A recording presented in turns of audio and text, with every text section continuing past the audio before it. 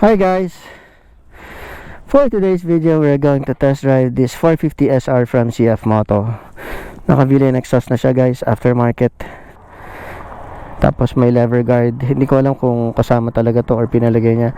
Ano gusto ko rito guys, yung ano niya, yung lalagyan niya ng brake fluid sa front.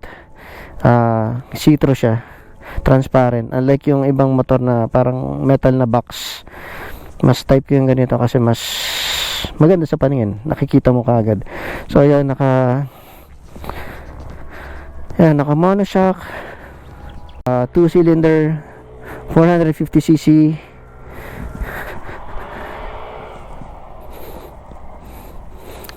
So ayan yung itsura ng kanyang front, may winglet na rin, so napaka-porma.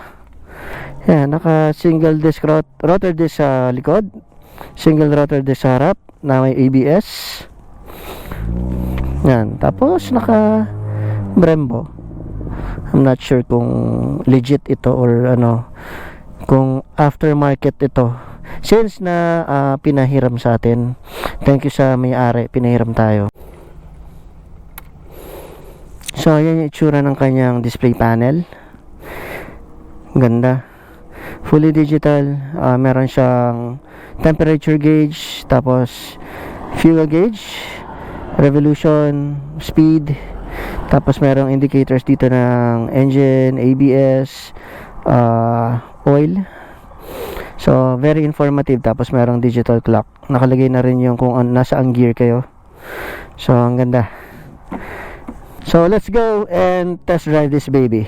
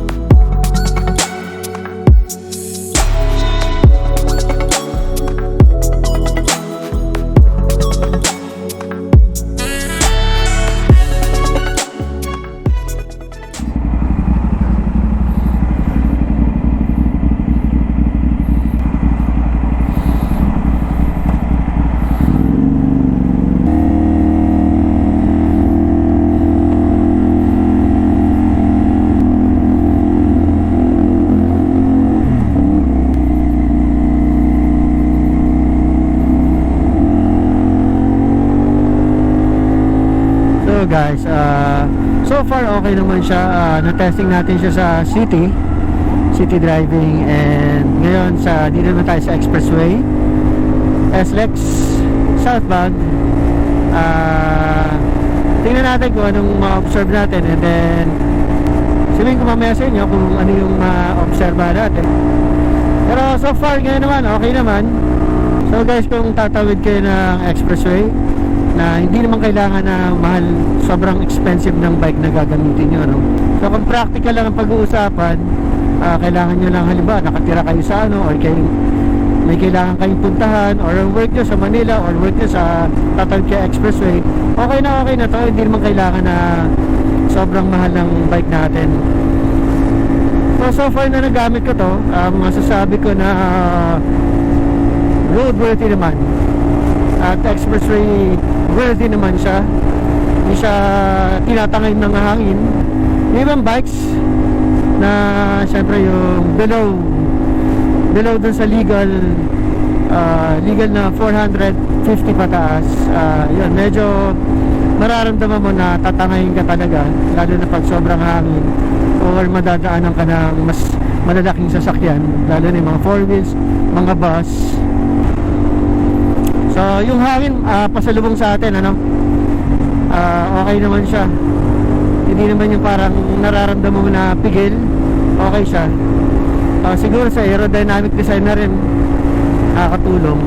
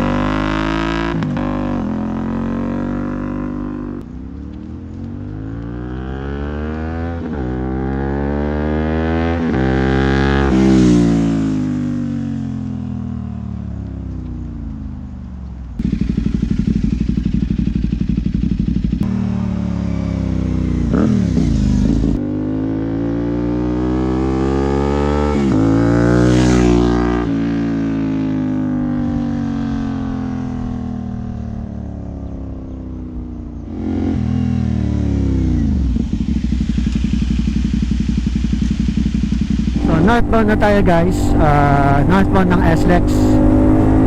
Palalabas lang natin ng Southwoods CF Moto 450 SR.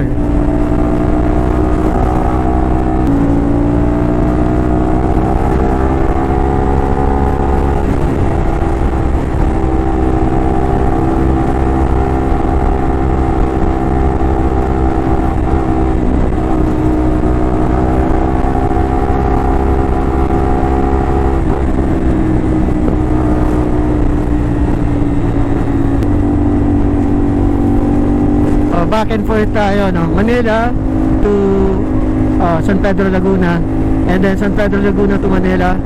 So far wala naman naging issue, no overheat.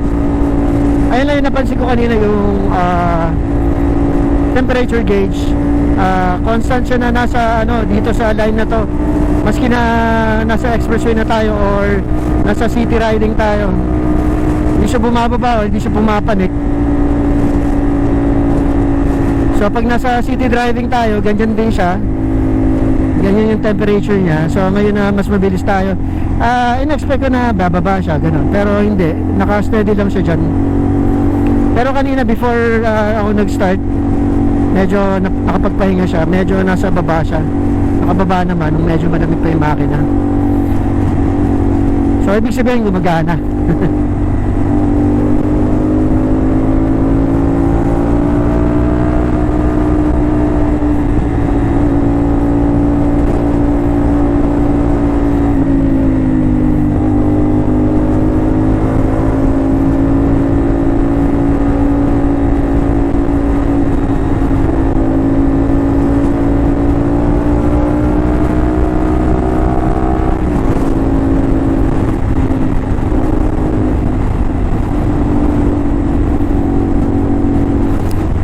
Medyo padilim na guys, naka smoke visor ako kaya medyo struggle, hindi naman struggle, medyo hirap tayo makakita ng konti, lalo siguro pag medyo dumilim-dilim na, kaya kailangan makabalik na tayo before na sobrang dilim na.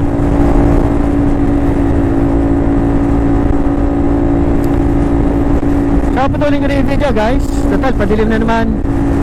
Sana na-enjoy nyo yung video maski konti lang. Thank you for watching and keep safe.